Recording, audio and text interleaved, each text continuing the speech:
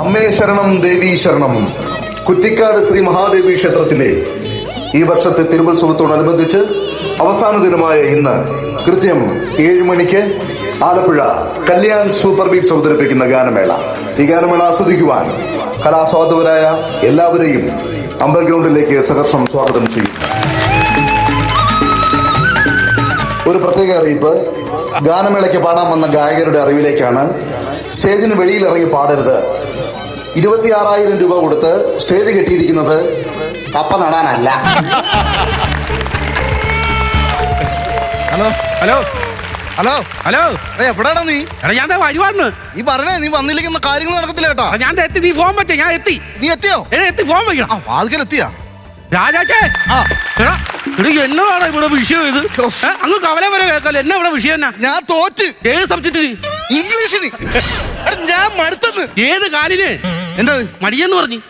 അച്ഛനെ കൊണ്ട് ഞാൻ മടുത്തെന്നാ പറഞ്ഞത്. എടാ കാര്യം പറടാ. കാര്യം എന്താന്ന് വെച്ച് കഴിഞ്ഞാൽ, ഇവിടെ എവിടെയെങ്കിലും ഗാനമേള നടന്നു കഴിഞ്ഞാൽ അതിന്റെ ഫ്രണ്ടിൽ പോയിരുന്നു തുള്ളലാണ് അച്ഛന്റെ മെയിൻ പരിപാടി. ഇവിടെ ഒരു ഗാനമേള നടന്നപ്പോ അച്ഛൻ പോയി തുള്ളി. ഒരുത്തൻ ക്യാമറ പിടിച്ചിട്ട് അത് ഫേസ്ബുക്കിലിട്ട് വൈറലായി. ഇപ്പൊ യൂട്യൂബിലും ഇൻസ്റ്റാഗ്രാമിലും എല്ലായിടത്തും അച്ഛന്റെ ഡാൻസ് ആണ്. ഈ പോലീസുകാരനായി എനിക്കൊരു നാണമില്ലേ? എനിക്ക് പുറത്തിറങ്ങി നടക്കണ്ടേ? ഈ പമ്പലപ്പുറമ്പിന് മുമ്പിൽ പോയി തുള്ളുക എന്തൊരു നാണക്കേടാണ് ഇത്. നീ അതുകൊണ്ട് അച്ഛനൊക്കെ പറഞ്ഞത് തിരുത്തണം. എടാ, നീ പറഞ്ഞ കാര്യം എനിക്ക് മനസ്സിലായി. നീ പറഞ്ഞ മനസ്സിലാകത്തില്ല. കഴിഞ്ഞ മാസം പഴകുടി ക്ഷേത്രത്തിൽ ഗാനമേള നടന്നപ്പോ രാമകഥാ ഗാനലയം പാട്ട് പാടിയപ്പോ എവിടുന്നോ കച്ചിത്രു പറിച്ചോണ്ട് ഫ്രണ്ടിലിട്ട് അത് കത്തിച്ച് അതിന്റെ നടുക്കിരുന്ന് ആ പാട്ടിരുന്ന് ഡാൻസ് ചെയ്ത അച്ഛൻ. നീ അച്ഛനോട് കാര്യം പറഞ്ഞ് മനസ്സിലാക്കുക. ഞാൻ ഇവിടെ പിന്നെ എന്തിനാണ് വന്നത്? ഇന്ന് അച്ഛനെ പുറത്തോട്ട് വിടരുത്. ഞാൻ ഏറ്റ് ഒരു 10 മിനിറ്റ് കഴിച്ചു. തരും. ഞാൻ ഏറ്റ്. അല്ല പിന്നെ മാമാ ആലപ്പുഴ കല്യാൺ സൂപ്പർ ബീറ്റ്സ് ഗാനമേള ആരംഭിക്കുകയായി. ആദ്യഗാനം ആലപിക്കുന്നു പ്രശസ്ത ചലച്ചിത്ര പിന്നണി ഗായകൻ ഋതു ഗിന്നസ്.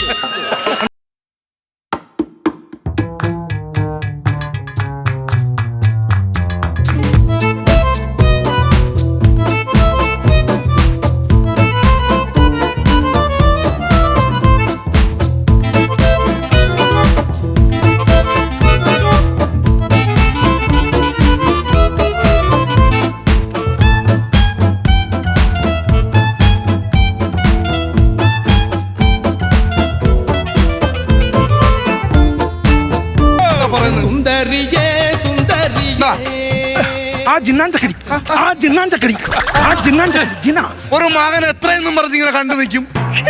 ഒരച്ഛൻ എത്രയെന്നും പറഞ്ഞ് ഇത് കണ്ടോണ്ട് ഞാൻ പറയും. ഞാൻ പറയാം. മാമാ എവിടെ പോണു? അമ്പലത്തിലെ ഉത്സവമാണല്ലോ, ഗാനമേള നടക്കുന്നു. 10 ദിവസം ഇന്ന പൊളി ഞാൻ പൊളിക്കും. ഞാൻ ആ സൈഡ് കളി ഞാൻ കളിക്കും. ഞാൻ പോയിട്ട് ഡാ പറഞ്ഞു അങ്ങോട്ട് പോന്നു, ടക്കേ നിങ്ങൾ തിരിച്ചു വരും. അമ്പലത്തിലും പോകുന്നില്ല, ടക്കനെ ഇങ്ങോട്ട് വരുന്നുമില്ല. അവന്റെ കൂടെ നടന്നുള്ള കോമഡിയും പഠിച്ച് വെച്ചിട്ട് പോയതാണ്. അച്ഛൻ പോകുന്നില്ലെന്ന് പറഞ്ഞില്ലേ? അച്ഛൻ ഇത് വെളിയിറങ്ങാൻ പാടില്ല. എന്റെ മൾട്ടി കളർ തന്തേ, ഇവിടെ നിന്ന് വെളിയിൽ പോകരുത്. എനിക്ക് നാണക്കേട് ഉണ്ടാക്കരുത്. ഉള്ള കാര്യം ഞാൻ പറയാം. അവൻ പറയുന്നത് കേട്ടു അനുസരിച്ച് നിന്നോളാം.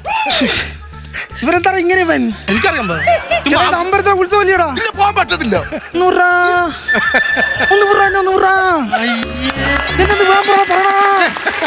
ഇപ്പൊ 2 തുള്ളിന്റെ വരണം നടക്കത്തില്ല. എനിക്ക് നാണക്കേട് അനുഭവിക്കാൻ പറ്റത്തില്ല. അച്ഛൻ ഇവിടെ പോയി കിടന്ന് തുള്ളിയിട്ട് അതിന്റെ നാണക്കേട് ഞാൻ അനുഭവിക്കുന്നു, അറിയോ?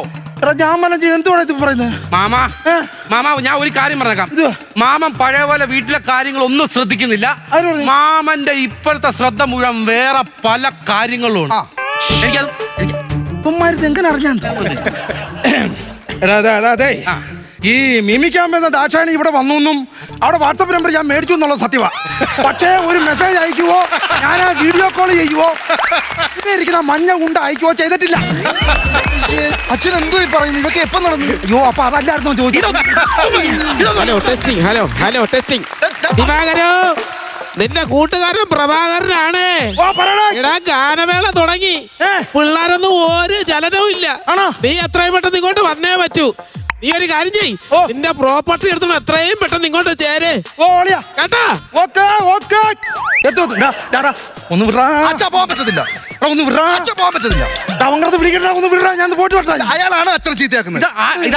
ഇത് അച്ഛന്റെ കൂട്ടുകാരൻ, ഒരു നശിച്ച കൂട്ടുകാരൻ. അങ്ങനെയാണ് ഇതിന്റെയൊക്കെ ആണി. പ്രോപ്പർട്ടിയുടെ കാര്യം എന്തോ പറഞ്ഞല്ലോ. പ്രോപ്പർട്ടി എന്താണെന്ന് അറിയത്തില്ലേ? ഈ ഡാൻസ് മിണ്ടരുത്, അച്ഛൻ മിണ്ടരുത്. ഈ ഡാൻസ് കളിക്കുന്ന സമയത്ത് കൃഷ്ണനാണെങ്കിലേ ഇവിടെ പീലി കിട്ടും ഓടക്കുള്ളിലുണ്ട് കയ്യിൽ.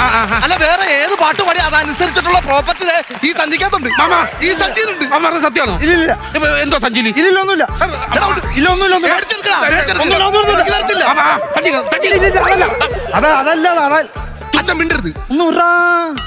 ഒന്ന് വിട്രാ. വിട്രാ. മാമാ, ഇതെന്തുവാണ് ഇത്?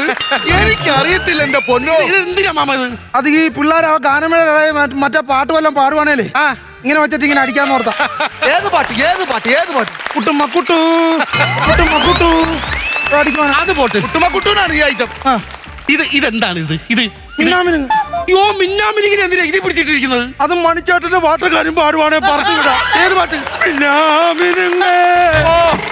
ആ രാത്രി മിന്നാമിനിങ്ങനെ പിടിക്കുന്ന പണിയായി അച്ഛന്. എടാ, ദാണ്ട്രാ പാട്ട് പുസ്തകം കൊണ്ട് കിടക്കുന്നു. അതാണ് മെയിൻ. അതെന്തറിയോ ഇപ്പോഴത്തെ ഹിന്ദി പാട്ട് പിള്ളേരും തമിഴ് പിള്ളേരും ഒക്കെ ആ. പാടിയിട്ട് സ്റ്റേജിന് വെളിയിറങ്ങും. ആ. എന്നിട്ട് അവന്മാർ ദിക്കട വിട്ട് പാട്ട് മറന്നു പോയിട്ട് നമ്മളെ നേരെ മയക്കി അപ്പൊ പാട്ട് പുസ്തകം എടുത്ത് പുറത്ത് വെക്കുന്നു, പാട്ട് പാടി കൊടുക്കുന്നു. അത് പാടാതിരിക്കാൻ പറ്റില്ല. നമ്മള് പല പറമ്പിൽ കാണേണ്ട പയ്യന്മാരത്. മാമാ, ഇതെല്ലാം പോട്ട് എന്തിനാ ഇതിന്റെ അകത്ത് മൈപ്പിൽ കൊണ്ട് കിടക്കണത്? അത് ഈ മീശമാധവൻ സിനിമയിലെ പാട്ടക്കാരും പാടുവാണേലേ ആ. മറ്റേ കാവ്യമാധവന്റെ പിടിക്കിനിട്ട് അരഞ്ഞാണം എടുക്കത്തില്ല അതിന്റെ അങ്ങനത്തെ. അതിനെവിടെ കാവ്യമാധവൻ? എന്റെ കൂട്ടുകാരൻ പ്രഭാകരൻ 1.5 മണിക്കൂറായിട്ട് അരഞ്ഞാണം കെട്ടി അവിടെ നിൽക്കും. അച്ഛാ, എനിക്ക് സഹിക്കുന്നില്ല. നിങ്ങളുടെ മകനായിട്ട് തന്നെ ഞാൻ ജനിച്ചല്ലോ. ശാപം പിടിച്ചൊരു ജന്മമായി പോയി എന്റെ. നാണക്കേടുണ്ടാക്കിയ ജന്മം. സത്യം പറയാതിരിക്കുന്ന എങ്ങനെയാടാ? എന്നെ ഈ പറഞ്ഞു എനിക്ക് ഭയങ്കര സങ്കടമുണ്ട്. വാരക്കടാ, അച്ഛനോടാണ് നിങ്ങൾക്ക് പറഞ്ഞു. ആ പറയും ഇതല്ലാണ്ട് ആ മനസ്സെന്ത് വേദനിച്ചു കാണും.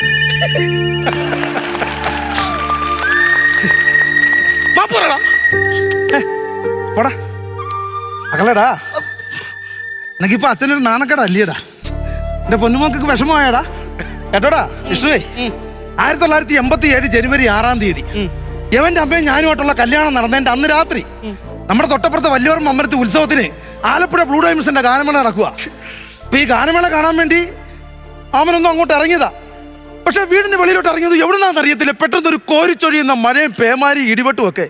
അപ്പൊ ഒരു കൊട എടുക്കാൻ വേണ്ടിയാ തിരിച്ച് വീടിനകത്ത് അവന്റെ അമ്മ ഇരിക്കുന്ന മുറിയിലോട്ട് കയറിയതേ. ഇപ്പൊ നിന്റെ ഈ വിഷമോ എന്നോടുള്ള ഈ ദേഷ്യമൊക്കെ കാണുമ്പോ ഞാൻ ആലോചിക്കുക, എന്ത് അന്ന് ആ മഴയും തന്നെ ഞാൻ ഗാനമേളയാക്കാൻ പോയാ മതി. അവൻ പറഞ്ഞപ്പോ അവനെ ഞാൻ വഴക്ക് പറഞ്ഞവനാ. മാമൻ ഒറ്റ ഒരാൾ കാരണമാണ് അവന്റെ ജീവിതം പുറത്തോട്ടി പോയത്. ഞാൻ എന്തോർത്താ അവന്റെ മാമാ, ഇന്ന് നല്ലൊരു ഉത്സവമായിട്ട് അവന്റെ ഭാര്യ വീട്ടിലുണ്ടോ മാമ? അവന്റെ പിള്ളേരുമായിട്ട് വീട്ടിൽ പോയി നിൽക്കാറുള്ളത് നിങ്ങൾ ഒറ്റ കാരണം. അതുകൊണ്ട് ഇനി മാമ നിങ്ങൾ ഇവിടെ കടന്ന് ഡാൻസ് കളിക്കാൻ പോയാ ഉറപ്പായിട്ട് നിങ്ങളെ ഞാൻ പൂട്ടിയിടും മാമ. ഉറപ്പാ മടുത്തേ. എന്നാ ശരി എടാ എന്നെ ഞാൻ എന്റെ വിഷമം കൊണ്ട് നീ ദേഷ്യപ്പെട്ട് മാറിപ്പോവാതെ ഇങ്ങ് വാ, ഫ്രെയിം ഔട്ടാവും. ആലോചിച്ചേടാ എന്നെ പൂട്ടിവിടുന്ന എന്റെ പെങ്ങളെ ചെറുക്കനാന്നേ. അല്ലല്ല ഞാൻ പറയട്ടെ, എന്റെ കയ്യിൽ തെറ്റുണ്ട്. എന്റെ ഈ കലാവാസന കിടക്കുമല്ലേടാ, അറിയാതെ തുള്ളി പോകൂടെ ചെറുക്ക. അതുകൊണ്ടാണ്. കാരണം ഞാൻ കാരണം നിന്റെ ഭാര്യ ശ്രീജെ എന്റെ കുഞ്ഞുങ്ങളെ എടുത്തോണ്ട് അങ്ങോട്ട് പോയിട്ടുണ്ടെങ്കിൽ ഇനി ഞാൻ ഇല്ല, ഒരു ഉത്സവ പറമ്പിലോട്ടും ഇല്ല. എന്റെ സങ്കടം. അല്ലല്ല വേണ്ട, കാണുന്നുമില്ല. ഇനി നോക്കിയോ, ഇനി ഡാൻസ് കളിക്കുന്നില്ല. ടി വിയിൽ ഒരു പാട്ടിട്ടാ എന്റെ പെരുവരിൽ ചലിക്കത്തില്ലല്ലോ. കളിക്കത്തില്ല, ഉള്ളിക്കിടന്ന് പടയ്ക്കുന്നല്ലത്. നിങ്ങളൊരു കാര്യം ചെയ്യ്, രണ്ടുപേരും പോയി കുറെ ചങ്ങല മേടിച്ചോണ്ട് വാ. എന്തിന്? എന്നിട്ട് വാൽക്കണ്ണാടി സിനിമയ്ക്കകത്ത് കലാപം ചേട്ടനെ പൂട്ടിയിടുന്ന പോലെ എന്നെ പൂട്ടിയിടും. ഞാനിവിടെ കിടക്കാം. അല്ല അത് അച്ഛൻ ഞാനിനി ഡാൻസ് കളിക്കുന്നില്ലടാ. ഞാൻ ദേഷ്യം താങ്ക് യു വെരി മച്ച്. അടുത്തതായി ഒരു അടിച്ചു പൊളിക്കാനുമായി നിങ്ങളുടെ മുന്നിലേക്ക് എത്തുന്നു സൂപ്പർ ബിറ്റ്സിന്റെ അനുഗ്രഹീത ഗായകൻ മധുരൈ ശിവകാർത്തികേയൻ.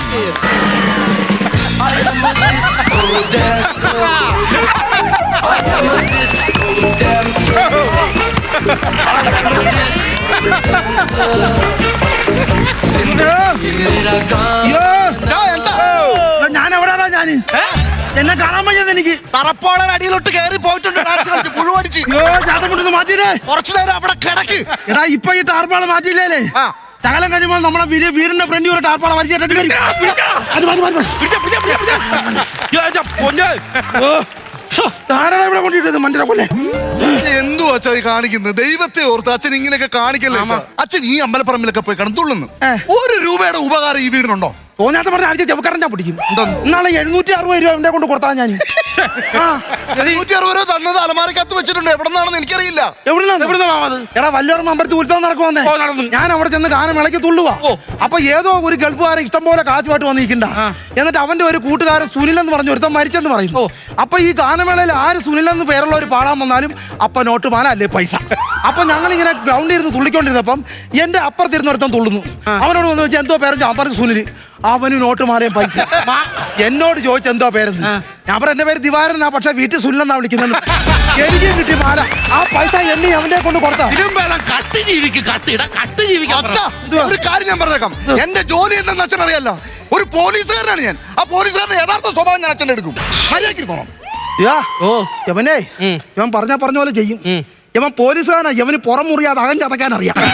ഇവൻ ചെയ്തിട്ടുണ്ടല്ലേ. അച്ഛൻ പ്രായമായെങ്കിൽ വീടിനകത്തിരിക്കുന്ന വെച്ചാ വീടിനകത്താ പ്രായമായിരിക്കുന്നത്. അല്ല അച്ഛനെ പോലെ അമ്പലപ്പറമ്പിൽ പോയി ഇങ്ങനെ തുള്ളി നടക്കുകയല്ല. മക്കൾക്ക് ചീത്തപ്പേരുണ്ടാക്കാൻ.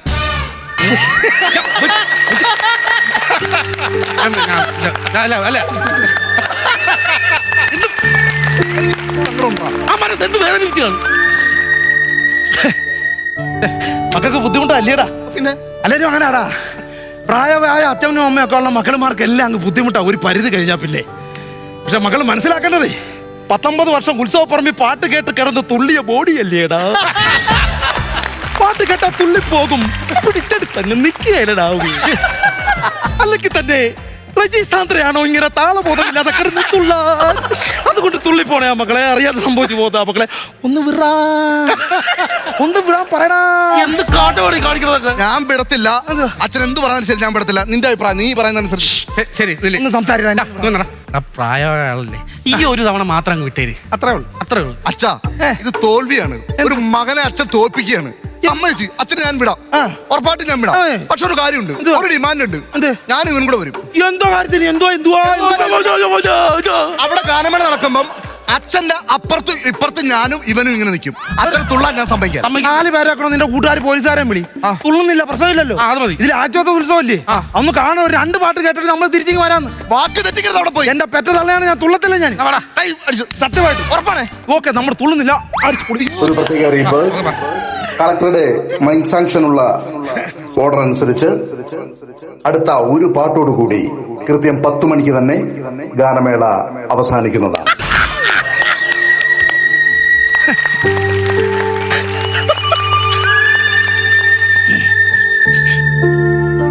ചിരിക്ക് സന്തോഷമായോടാ രണ്ടുപേരോട്. ഇവാ ഇടിക്കുന്ന എന്തോടാ രണ്ടുപേരും സന്തോഷമായ. ഈ മൈസാന്റെ ഈ അനുമതി കാരണം എത്രയോ പാവപ്പെട്ട കലാകാരന്മാരാ ബുദ്ധിമുട്ടുണ്ടെന്ന് അറിയാവൂടാ.